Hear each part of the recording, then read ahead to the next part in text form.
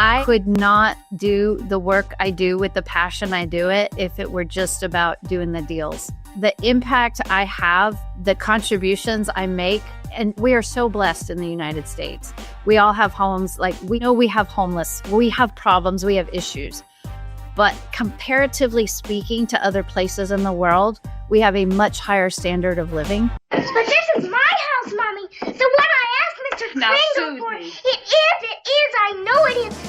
Welcome to The Pursuit of Home, coming to you from New York City. This is real people buying real estate and their unique journey to get there. We share the tips, tricks, and frameworks to help you navigate the bumps in the road that you won't see on reality TV or social media, and which no one has talked about until now.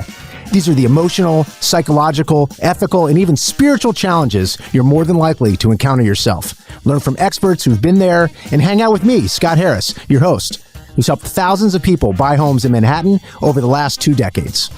Welcome to The Pursuit of Home, where we explore what it really means to find and create a place to call home. Today, we're diving into the strategic side of real estate for you, focusing on how negotiation and expert seller representation can change the way you experience buying and selling a home. I'm joined today by Deborah Morton, founder and CEO of Clareo Real Estate. She's a seasoned professional with a significant amount of sales under her belt, transaction volume over many, many years. Deborah specializes in guiding sellers through complex negotiations and helping buyers make informed decisions. Her dedication, though, to building strong relationships with her clients and staying ahead of industry trends has made her a standout in the competitive Atlanta market, and is really why I wanted to have her here. We'll talk about her approach to real estate, the role of negotiation in getting the best deal, and how Deborah's journey led her to create a business that helps people achieve their real estate goals with integrity, strategy, and care. Deborah, welcome to the show. It's great to see you again. Thank you so much for having me. It's good to see you again. It's been a while. It feels like our conference in Palm Springs is a million years ago. For listeners out there, we're both affiliated with a tremendous company called Side, and we got a chance to spend a lot of time visiting. So I'm glad to see you on a screen. Masterminding with the best in the business, trying to navigate the complexities of all the change that's happening in real estate these days. Well, it never stays the same. And region to region, we had a great conversation about the differences between New York and Atlanta for buying and selling. We're going to dive into it for sure. Deborah, you've had a really interesting career trajectory, starting off as a general manager and a director of operations for growing a small chain of restaurants, which really intrigued me. I didn't know that before. To shift into building a real estate business that focuses on negotiation and client representation. What was the pivotal moment when you realized that real estate was your calling, and how did that journey start for you? And then as a follow-up, I'm really curious, how did hospitality play a role? Everything we do is service. It is a fast pace, and it's all about the people. And I have a heart to serve.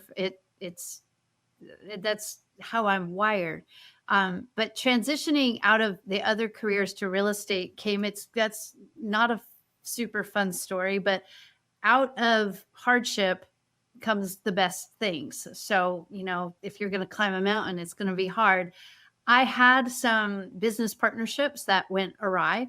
And in that process, I was like, I got to find something to do that will help me make money quickly to pay off debts and to right the ship that had gone sideways on me.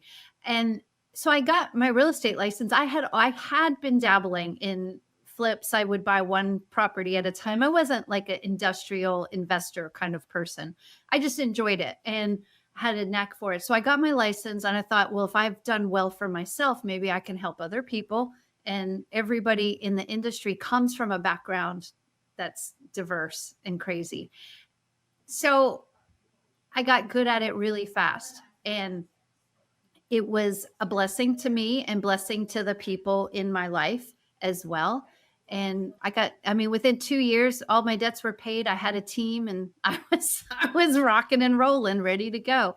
And the hospitality piece of it was super helpful because, in restaurants, whether it's restaurants, bars, hotels, anything in the hospitality industry, the go, go, go hustle, it's a 24/7 industry, just like real estate is.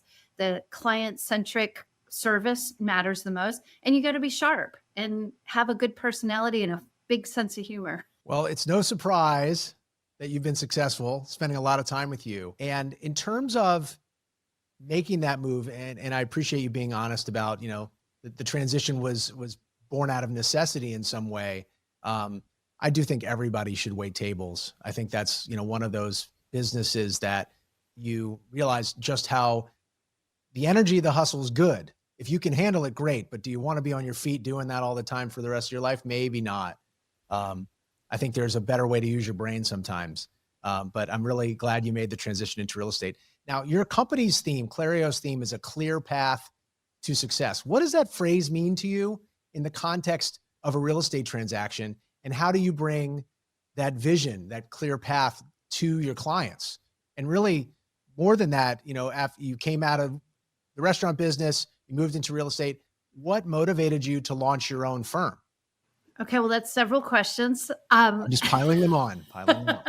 So the clear path to success came as I entered real estate and at a busy brokerage where people have been doing it for 20, 30 years, whatever. I looked up to them. They were mentors to me. And I'm brand new, trying to learn. And what I noticed was the stress and the anxiety that people go through when they're buying a home and then later selling a home. So, when I started in real estate, I was helping primarily buyers, and then it morphed into buyers and sellers, and navigating the complexity of those transactions. What the common denominator was that the clients, they're only transacting business every maybe 3 years, but most likely 7 to 10 to every 20 years. So buying a house, even 2 years ago, the market is radically different than it is today. So people don't know what we know in the business, and they do the best they can, but they get lost. And the being lost in the transaction, not knowing what's coming next, not knowing what to expect, creates so much anxiety for people. If you'd like me to bring it back to hospitality, you're sitting down wondering, where's my drink? When will my food come? It's irritating, but that's eating a meal. Buying a house is so much more complex. So my thought process with the clear path to success is to make sure there are very clear milestones in the pathway. And it doesn't matter if you're a first-time buyer, you're a repeat buyer, you're an investor. There are certain steps in the process to getting a successful closing where everybody is happy with the results that happen every single time. So I took my background in predicting, how do you make that happen in a systematic fashion so it's predictable? So many things we can't control in real estate. We can't control the market. We can't control the pricing. We can't control the weather. We can't control the co-op agent's skill level. We can't control the buyer's motivation or the seller's willingness to negotiate.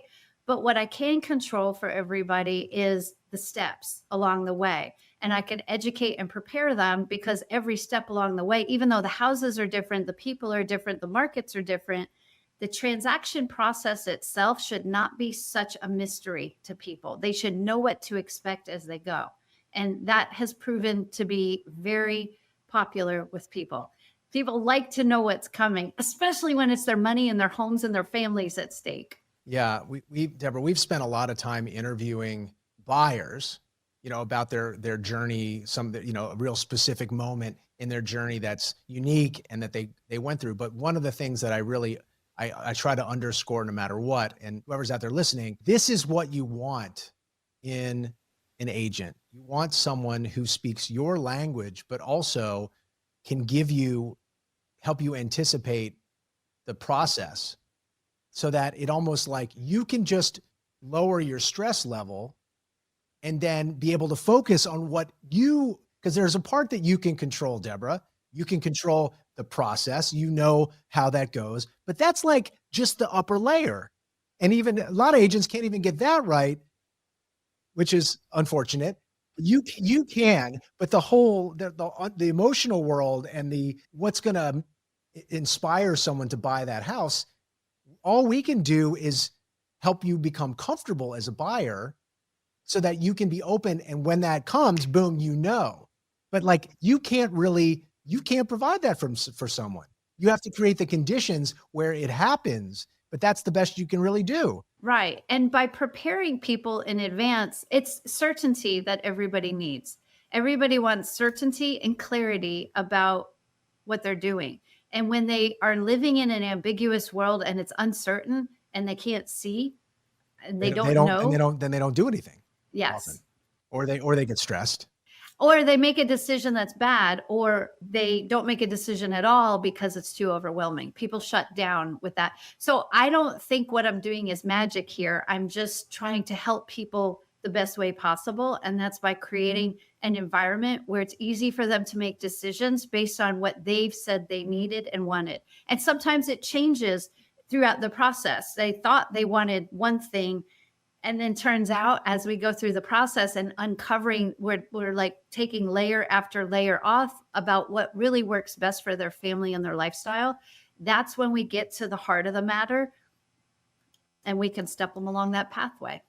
Yeah, please pause there and make sure you heard that it is more often than not that you think, hey, I want these things, and then you change your mind. That is normal and very much okay. Don't be shocked if you think you want one thing and you end up liking something else. There's nothing wrong with you for acting that way. That's actually what it's called. It's called being human. You mentioned in other interviews, real estate's not just about the transaction. Clearly, it's about building relationships. How do you ensure that the relationship that you're building helps create the best outcomes? I mean, are there any things that you do at the very beginning to sort of set the table so that people really trust you when the going gets tough? Yeah, it's interesting because I've watched the industry change so much over the last 5 years. The technology improvements help in so many ways, but what it's done is create this like microwave generation where they want to push a button, get a house. And that is not the best way to go about transacting in real estate. Buying and selling is much more complex than that. But speaking specifically to buyers, browsing online for any length of time, it's a great way to get a feel for the marketplace. It's great to read the blogs and the articles and get educated, but there's no substitute for having somebody who is really like, I am totally invested in my client's success. And what that looks like is a thoughtful conversation, a consultation that uncovers the things. There are a series of questions that I go through with my clients to ask them to help them really dig down into why they want to make a change. Why do you want this? Why do you think you want this house? And it eliminates a lot of the stress along the way of the random looking. But what doesn't work is you just push a button on a mobile app and get connected to go look at a house, because that is, I mean, sorry, that's an ass backwards way of doing it. I don't know if I can say that, but Sure. That increases anxiety, it increases uncertainty, and it's just not a solid way to go about getting what you want, which is a home. Your approach has created really positive results. I mean, I correct me if I'm wrong, you've maybe sold 65 million over the last couple of years. Does that sound right? Yeah, we just got named #1 in our county too. So for last 2024, I'm super proud of my team. So I've been able to take this process and teach it to others. So what comes of that is not awards for sales, which that's a byproduct of what we really do, which is build good relationships with people. And we get a lot of referrals for it, because when you really are highly skilled, like you are, you're really highly skilled and you're actually helping people, the referrals come naturally. That's true. I mean, I'd love to hear a story of a particularly challenging negotiation, how you navigated it, especially for a home buyer, if to achieve, a successful outcome. And I think our listeners really want to hear not only, hey, this is what, they want you to spill the tea a little bit and tell the story so that they don't have to go through the same pain, right? Oh, goodness. All right. Well, I'll start with listen to Scott. Listen to your agent. Listen carefully to what they're saying. Now choose a good agent too. Like the listeners here are, there's people everywhere that are listening to you. There's a reason you want to hire a skilled and experienced agent to represent you. And if you do that, you really should take into account the skill and the experience they bring, because we can advise all day long, but it's up to you, and we represent you, and we'll do what you wish. I oftentimes tell my clients at the closing table that they didn't need to know how the sausage was made. So it's not. It's almost better if they don't know. Oh yeah. Because you don't always see people at their best. In fact, you often see people at their worst. They're most stressed out. People turn from what is it? Dr. Heckle, Mr. Heckle, Dr. Heckle, Jekyll and Hyde. Yeah. They go from being the person, even your people that you know and love in your life that want to hire you, turn into monsters a little bit.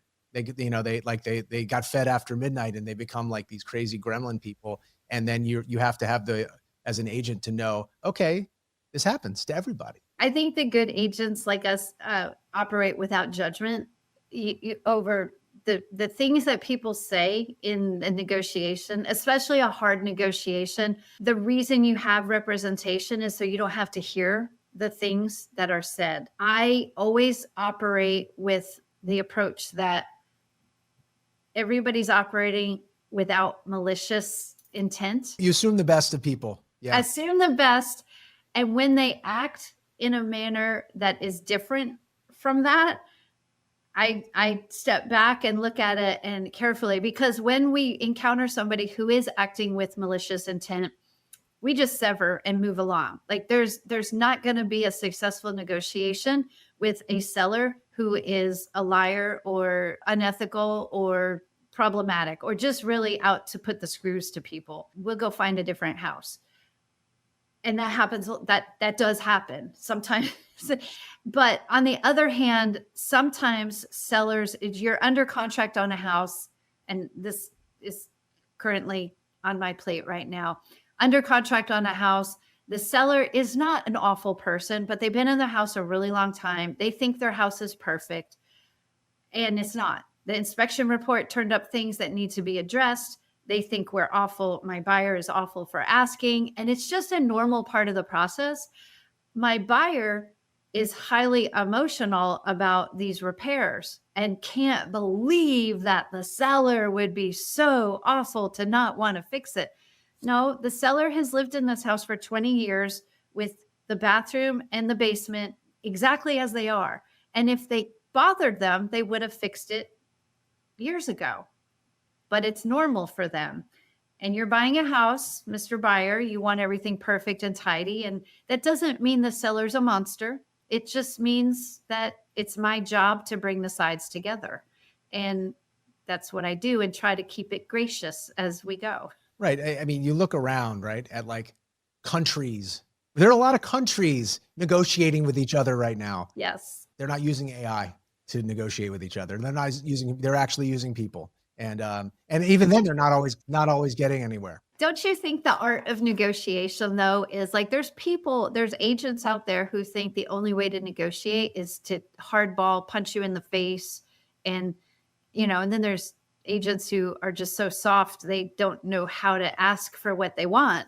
And it's a dance. It's like a very nuanced thing that we're doing by reading the cues that the other side is giving us. The sellers are giving us cues and clues to what they want and what they will accept and what they're willing to do. And we have to be perceptive enough to pick up on those clues and cues and guide our buyers to making the appropriate offer.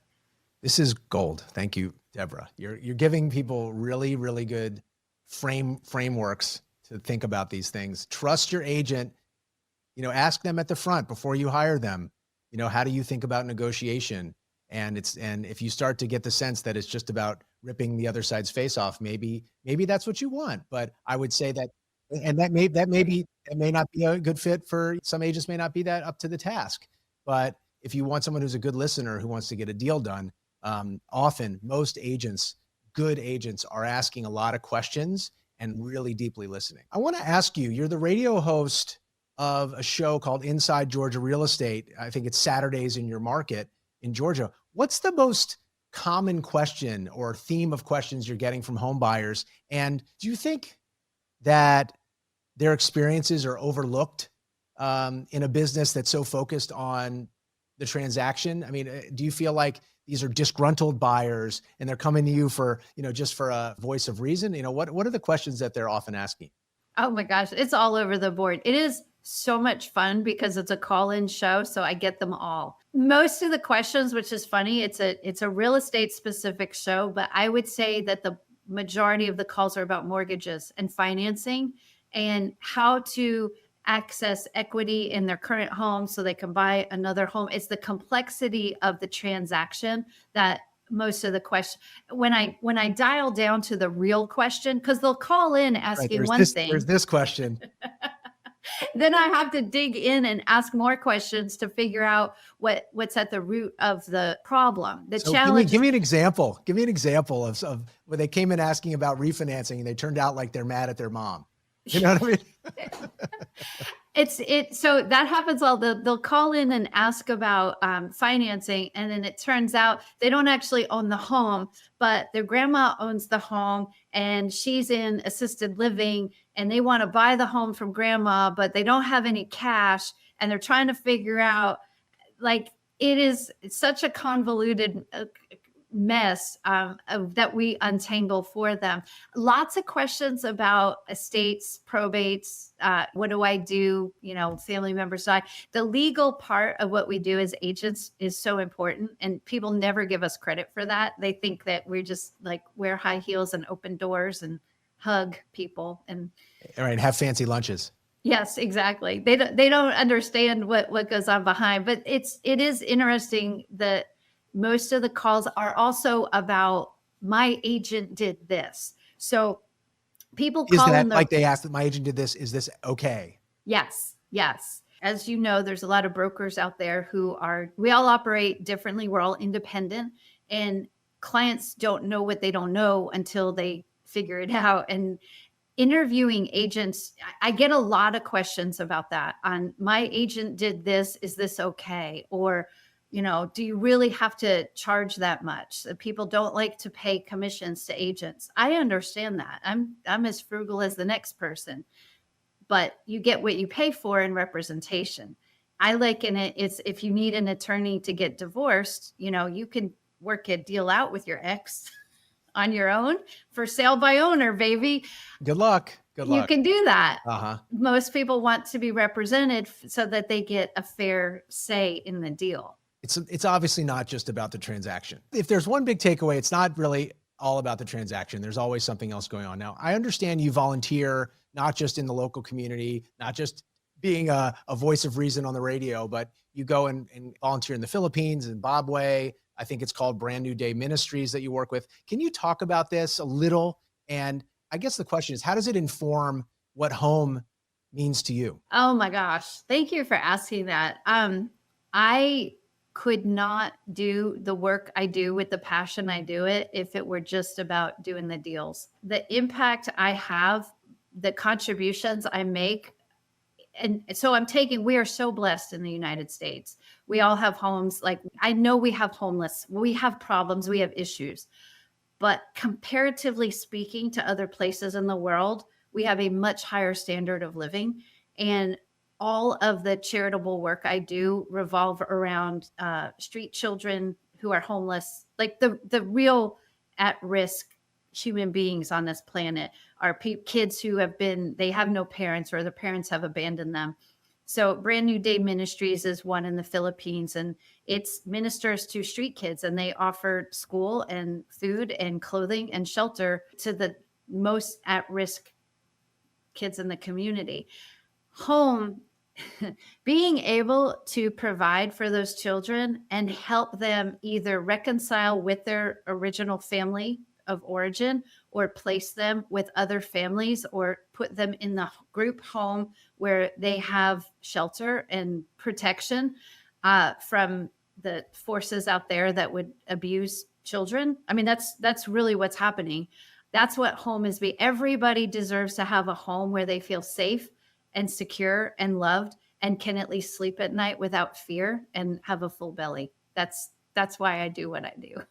For those of you out there, every good real estate agent I know is a three-dimensional person with a wonderful backstory, a story that they've overcome something, that they want to make the world a little bit better, and they're doing it by helping you buy and sell property. And people certainly have given bad reputations to real estate agents. They don't think of them in the highest regard.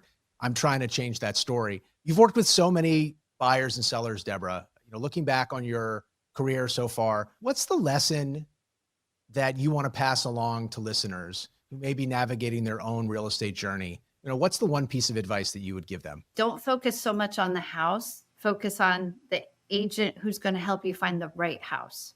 I love it. Well, Deborah, I know when we first were talking, you were talking about what a crazy market it is in Atlanta and all the different transactions that you're going on. So I'm going to let you get back to it. But thank you for being here. It's great talking to you. Thank you so much for having me, Scott. It was a pleasure. That's it for this episode of The Pursuit of Home. A big thank you to my friend Deborah Morton for joining us and sharing her expertise on negotiation, on seller and buyer representation, and really on the art of guiding buyers and sellers through the complexities of the real estate process. But again, I've said it many times, and Deborah's insights remind us, the transaction is the thin layer on top. And if you just crack it a little bit, it becomes much more about trust and getting to the underside and all the things inside of the transaction, the emotional world there that really guarantee long-term success. So whether you're buying or selling or investing, I think Deborah's approach offers so many valuable lessons, how to make smarter decisions to achieve your goals. And if you're navigating the journey to home ownership, don't forget The Pursuit of Home, a real estate guide to achieving the American dream, is now available for pre-order on Kindle. In the book, I share strategies, stories, and actionable tips to help you make informed, empowered decisions wherever you are buying a home. Until next time, I'm Scott Harris. Thank you for listening and happy home hunting. That's it for this episode of The Pursuit of Home. I hope today's conversation gave you insight, clarity, and maybe even a new way to think about your own home search. If you enjoyed the episode, please take a moment to follow, rate, and review the show. It really helps us reach more people on their own journey to home ownership. The Pursuit of Home is proudly produced by Fame, the B2B podcast production agency. Find The Pursuit of Home on Spotify, Apple Podcasts, and everywhere else you listen to podcasts. And if you want to connect, you can find me anytime on social media or at Magnetic. Until next time, happy home hunting.